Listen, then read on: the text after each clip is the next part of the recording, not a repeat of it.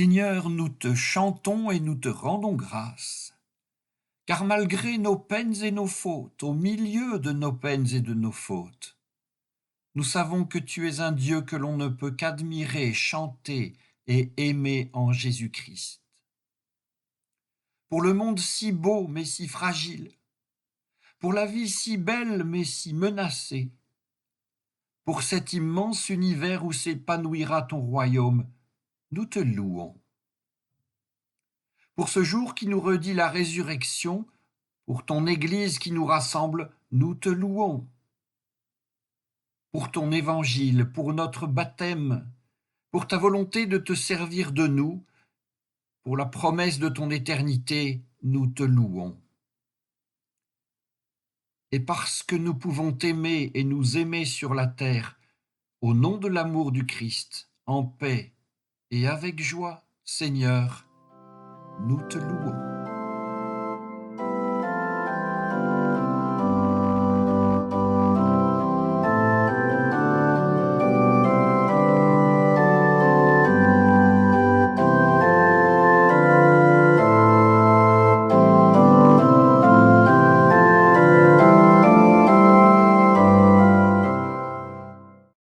Les Juifs demandent des signes et les Grecs recherchent la sagesse. Mais nous prêchons un Messie crucifié, scandale pour les Juifs, folie pour les païens, mais pour ceux qui sont appelés, tant Juifs que Grecs, il est Christ, puissance de Dieu et sagesse de Dieu. Car ce qui est folie de Dieu est plus sage que les hommes, et ce qui est faiblesse de Dieu est plus fort que les hommes. Je voudrais commencer en partageant avec vous une interrogation qui s'inscrit dans la suite du sermon du culte de dimanche dernier. Pour que cette interrogation ne soit pas seulement intelligible pour ceux qui étaient là dimanche dernier, je fais un petit rappel biblique. Il s'agit d'Abraham. Au 18e chapitre de la Genèse, Abraham reçoit la visite de Dieu lui-même. Et lorsque Dieu apprend à Abraham que Sodome et Gomorrhe vont être détruites, Abraham prend la défense de Sodome. Il discute âprement avec Dieu pour sauver des vies humaines. Au 22e chapitre de la Genèse, quelques pages plus loin, Dieu réclame à Abraham la vie de son fils Isaac. Et Abraham obéit froidement, brutalement, sans même aucune ébauche de discussion. Alors, pourquoi Abraham change-t-il aussi radicalement de comportement? Eh bien, je ne le sais pas. Laissons cette interrogation de côté.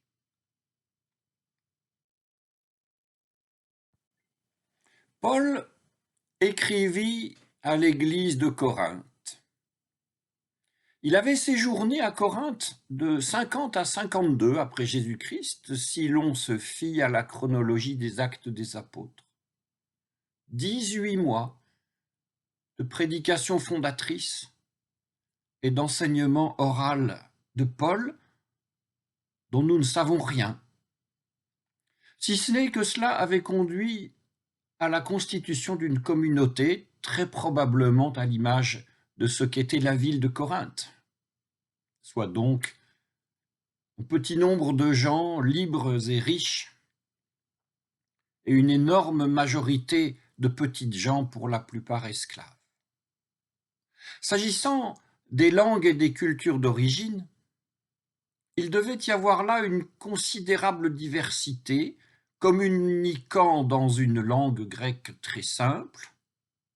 Sans doute y avait-il quelques personnes bien instruites, juives et grecques. Et si nous ajoutons que le christianisme était une religion vraiment toute jeune, nous nous demandons, eh bien, ces gens-là, qu'avaient-ils en commun qui pouvait faire lien. Tant que Paul était là, nous pouvons imaginer que la présence et l'autorité de Paul suffisaient à faire lien. Mais après le départ de Paul, quoi donc? Moi, j'appartiens à Paul, disaient les uns, moi à Apollos, moi à Céphas, moi à Christ. 1 Corinthiens 1, verset 12.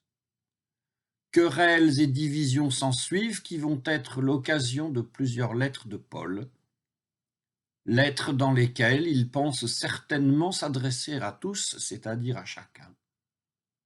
Et pour cela, il va évoquer des principes séparateurs et un principe unificateur. Les principes séparateurs, il peut les constater, mais le principe unificateur, il ne peut que le proposer.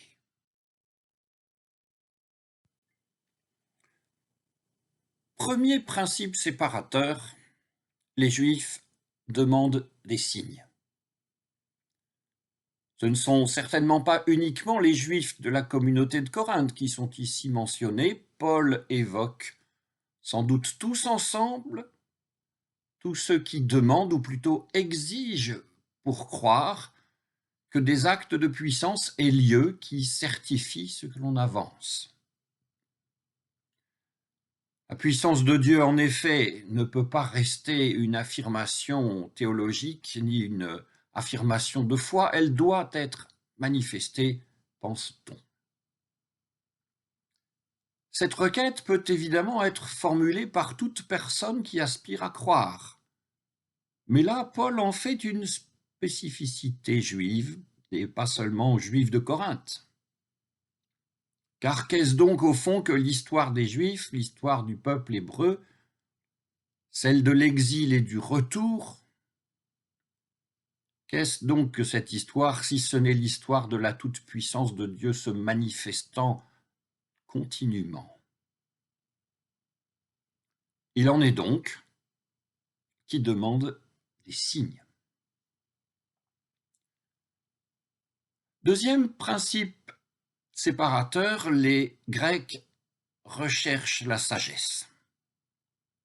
C'est une autre posture, une attente possible de la part de ceux qui aspirent à croire, rechercher la sagesse, rechercher une doctrine satisfaisante pour l'intelligence, c'est-à-dire un texte qui, si on le lit bien jusqu'au bout, vous fait arriver à une sorte de quod demonstrandum qui correspond exactement à la foi. Eh bien oui, au moment où Paul parle, la philosophie grecque a déjà bien 6 siècles d'histoire. Dans l'Église de Corinthe, les Grecs d'origine ne sont probablement pas les seuls à mener une quête intellectuelle, mais c'est à leur nom qu'est attachée la démarche. Il en est donc, second principe séparateur, il en est donc qui recherche la sagesse. Et Paul n'introduit pas de troisième terme. S'agissant de Dieu et d'entrer dans ce que Paul appelle la communion avec son Fils Jésus-Christ, au verset 9 du premier chapitre, Paul ne distingue que 2 voies, la voie du miracle et la voie de la sagesse.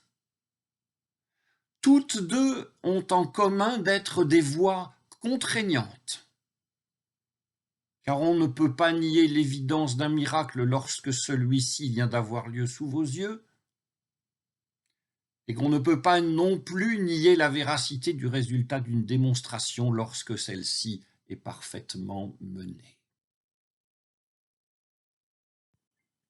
Mais nous, dit Paul, en face de ces 2 premiers termes, mais nous prêchons un Messie crucifié. Repérons tout d'abord ceci qui devait être assez compréhensible à l'époque aussi, c'est que si l'on est Messie, on n'est pas crucifié, et si l'on est crucifié, on n'est pas Messie. Messie crucifié est un oxymore. Cette figure de style, plus que d'autres, vise à minimiser, voire à casser les termes auxquels elle se réfère.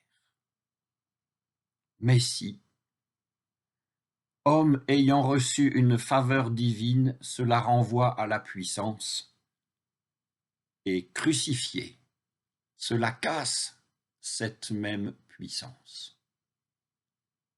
Car qu'est-ce que ce Dieu supposément puissant qui se montre incapable d'arriver à ses fins?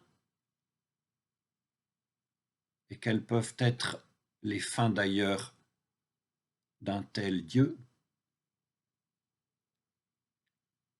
Repérons aussi que ce Messie crucifié est prêché.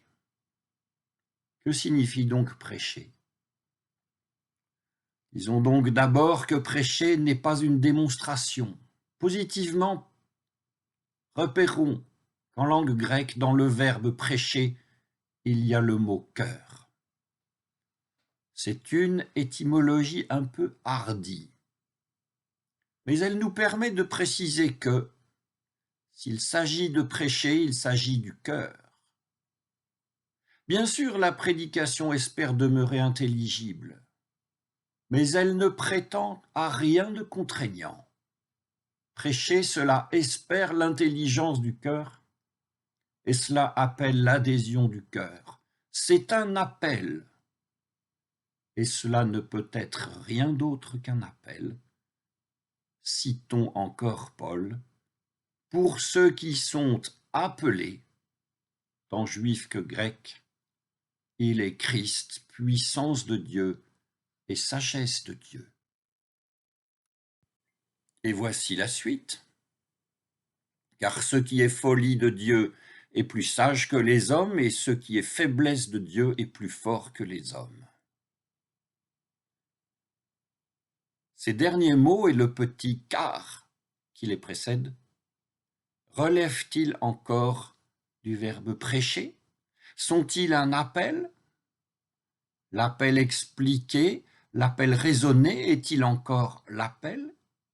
Et peut-on sans contradiction être certain d'avoir raison de répondre ou d'avoir répondu à cet appel? Oui, nous le pouvons. Dans nos cœurs, nous pouvons avoir cette certitude, et cette certitude nous est accessible. Mais elle ne concerne que nous. Disons-le à la première personne, seul celui qui croit peut accéder à la certitude de ce qu'il croit. Mais s'il entend imposer à autrui les raisons et les formulations de sa foi, ça n'est plus du Messie crucifié qu'il est question, et ça n'est plus de prêcher qu'il s'agit.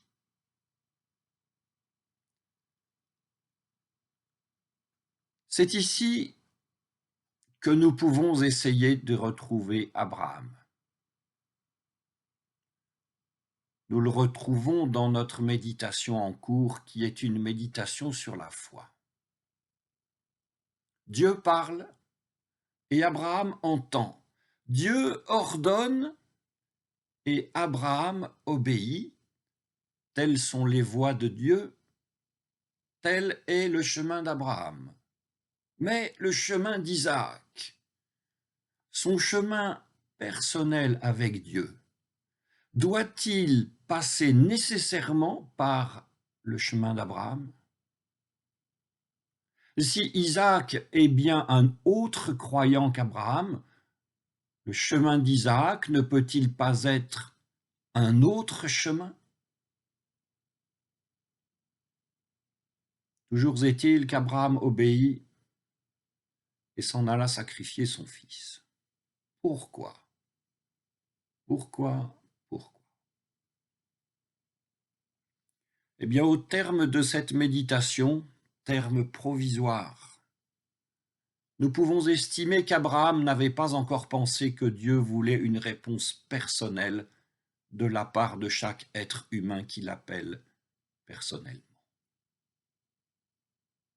Dieu appelle chacun personnellement, à chacun de répondre selon ses propres mots.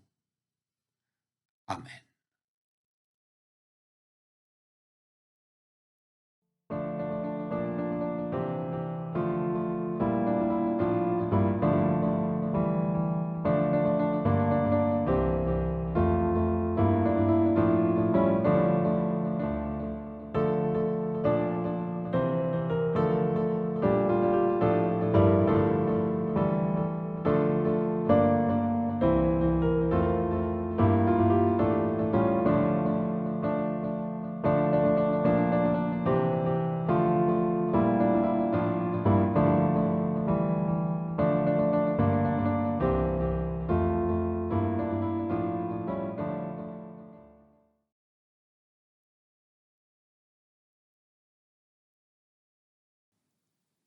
Seigneur, toi qui aimes telle personne que je n'aime pas, toi qui lis dans les cœurs de tels autres que je ne comprends pas, toi qui connais la souffrance intime de ceux que j'ignore, toi qui discernes les efforts de chacun dans les attitudes que je crois mensongères, ouvre mes yeux, ouvre mon cœur.